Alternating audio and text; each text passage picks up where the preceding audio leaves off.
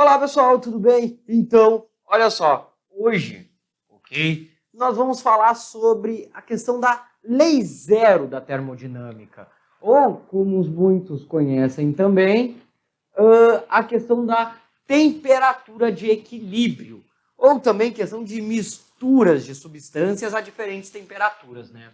Mas bem, lei zero da termodinâmica, ela vai me dizer o seguinte, que os compostos, termodinâmica, tendem a chegar a uma coisa que é chamado equilíbrio térmico, né?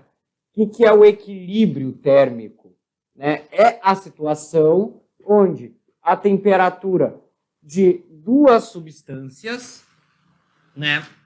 Onde a temperatura de uma substância 1 e a temperatura de uma substância 2 vai chegar a um valor comum entre eles quando, né, juntos no mesmo ambiente.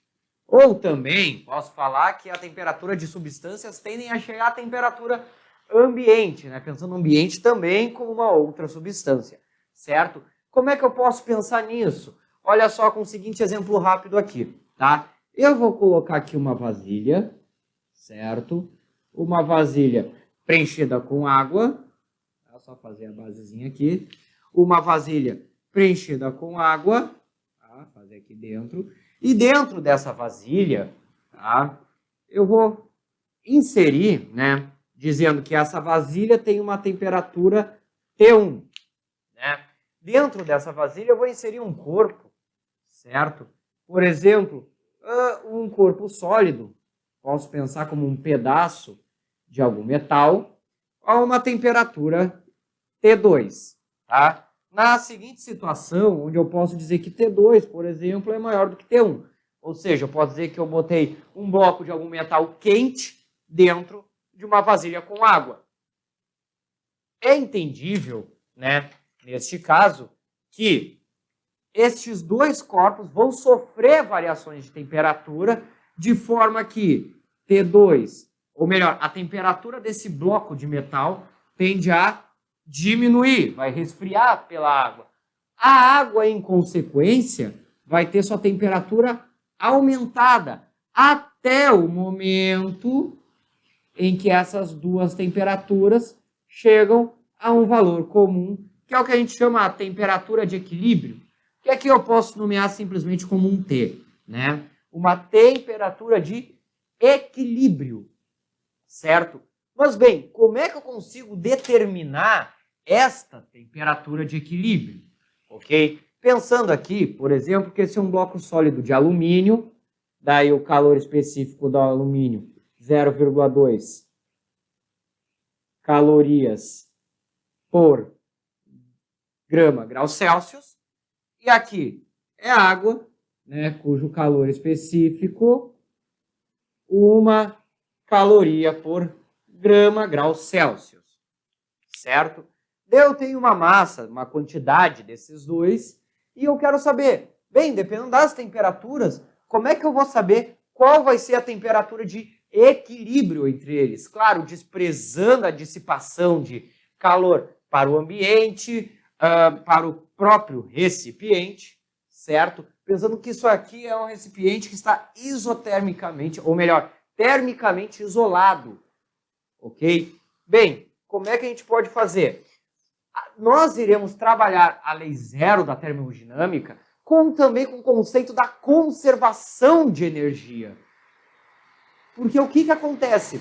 O calor que este bloco perde ao entrar em contato com essa quantidade de água vai ser a quantidade de calor que essa quantidade de água irá receber. Porque vemos aqui que vai haver uma transferência de calor do corpo mais quente para o corpo mais frio, né? Calor, certo? E com base nessa ideia de conservação, porque esse calor não vai se perder nem se criar no meio do caminho, a quantidade total se mantém, nós podemos fazer a seguinte dedução, né? Que a soma da quantidade de calor envolvida nesse sistema é igual a zero, né? Ou seja, o somatório das quantidades de calor, né, de igual a 1 até um valor n, né? Claro, isso aqui é só uma notação para vocês, pode ser entendido simplesmente como a soma dos calores, certo? Aqui é só uma notação de somatório para quem gosta de mais uns detalhezinhos, para não dizer que estou fazendo coisa errada aqui, tá?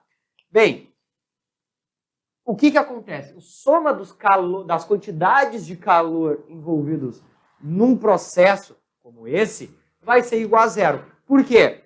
Porque nesse meio tempo vejo que enquanto o alumínio perde uma quantidade de calor Q, a água recebe, né? Então, onde um tem um valor menos Q, por exemplo, o outro vai ter um valor mais Q, né? Então, eu dizer que a soma é igual a zero significa que o que um perde, o outro ganha, né? Então, no meio dessa soma aqui, ia ter praticamente isso aqui, ó. Q mais menos Q. Mais com menos fica menos, que daí fecha zero, né? Só que daí, no nosso caso, esse menos acaba aparecendo, vamos dizer assim, no meio do caminho, tá? Bem, vejamos como é que nós poderíamos utilizar aqui neste exemplo. Veja só, a quantidade de calor envolvida aqui, né? Vou citar um exemplo onde esse T1 começa a temperatura ambiente, 25 graus Celsius, esse T2 eu vou dizer que é a temperatura de 100 graus Celsius, e as massas aqui de água, eu vou citar aqui a massa de água, posso dizer que 200 gramas, e a massa de alumínio, 10 gramas. Um valor baixo, ok? Se eu for trabalhar com a soma das quantidades de calor, eu tenho a quantidade de calor sensível da água, S de sensível, H2O da água, pois aqui eu não estou tendo mudanças de temperatura, né? Eu vou ter simplesmente,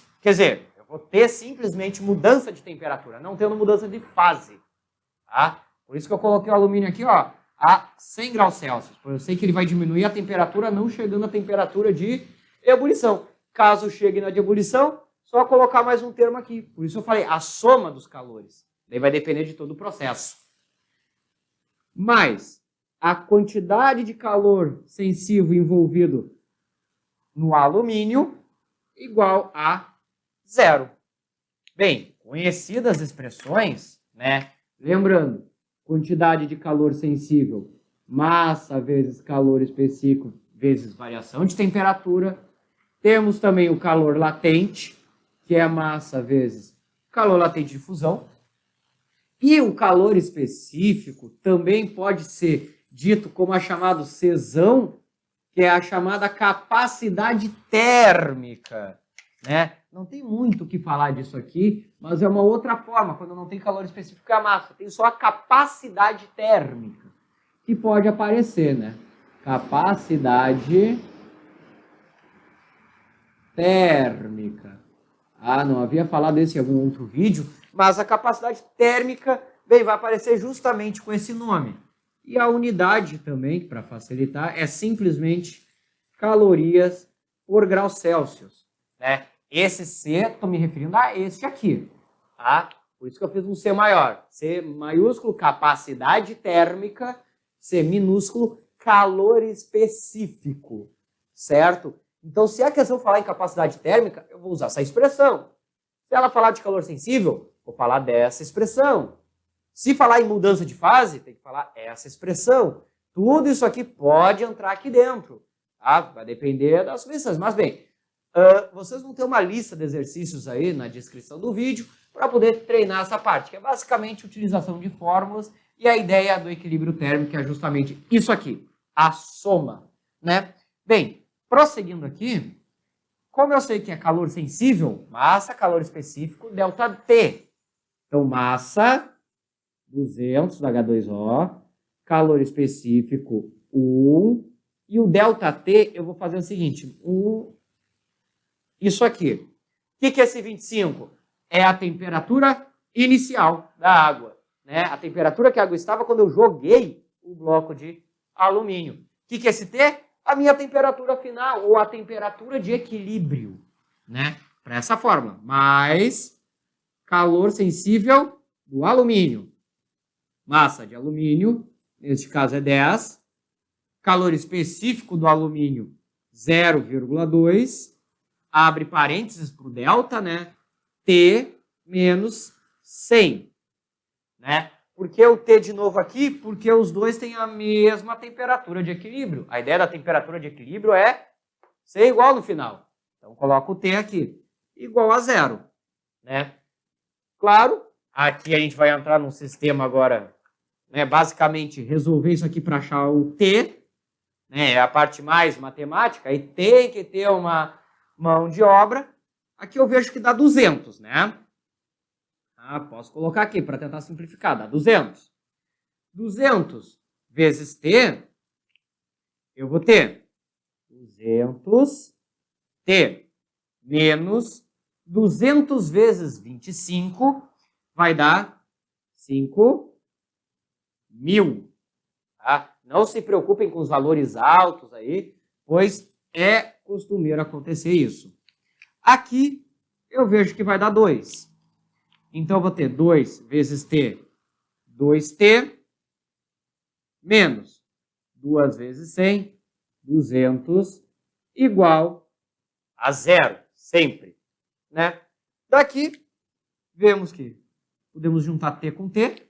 200T mais 2T vai dar 202T. 500, menos 500, menos 5.000, menos 200, menos 5.200, igual a 0. Esse menos 5.200 eu posso passar somando. Vai ficar 5.200 desse lado. E esse 202 passo daí, logo depois dividindo. Eu vou ter para ter o seguinte, ó, 5.200 divididos por 202. Claro, aqui eu utilizei valores arbitrários, não foi um momento ali que eu pensei exatamente nos números ali, foi só a título de exemplo. Nas questões não vai cair uma divisão dessas, vai cair provavelmente um 5.200 por 200 mesmo, né, de forma que tu só faça uma divisão simples aqui. Mas aqui podemos trabalhar com aproximação, né, que vai dar aproximadamente 26. Neste caso, 26 graus Celsius. Então, veja, eu colocando um bloquinho de 10 gramas de alumínio a 100 graus, né? Como ele tem um calor específico baixo, 0,2, é de se pensar que a temperatura de equilíbrio não vai chegar muito próximo do 100, vai ficar mais perto dos 25. Mas vemos aqui que, né, ficou bem próximo. O aquecimento foi de 1 grau. E, claro, eu usei uma massa baixa aqui, eu poderia ter usado um 100, por exemplo, ia dar já um outro valor, 220, que já ia ser uma outra divisão, né? Mas isso aqui é a título de exemplo. Claro, a maioria das questões vai trabalhar com somas de quantidades de calor e dessas somas vai ter que fazer o quê? Abrir a fórmula para cada uma. Se é calor sensível, posso trabalhar com uma dessas duas, depende do que a questão informa daquela substância, né? Ele pode te falar, calor específico da água aqui, mas dá capacidade térmica para o alumínio. Bem, eu vou usar uma expressão diferente para cada uma. Se tu suspeitar que na questão pode ter mudança de fase, vai ter que colocar uma quantidade de calor latente. Mas a maioria das vezes a questão vai informar quando isso acontece, né? Quando não acontece, a suposição geralmente se torna uma questão mais fácil, porque não vai pedir muita coisa, porque daí teria que trabalhar com muitas suposições, certo? Mas bem, vocês vão ter uma lista aí para tentar praticar essa ideia. E qualquer dúvida vocês podem mandar nos comentários, no e-mail, certo? De qualquer forma. Posso até no futuro fazer mais alguns vídeos só para resolução desse tipo de questão. Mas o ponto principal é este aqui, ó. Quando se fala de mistura e temperatura de equilíbrio, tá?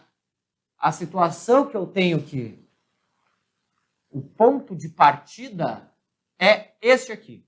A soma das quantidades de calores envolvidas no sistema devem ser igual a zero.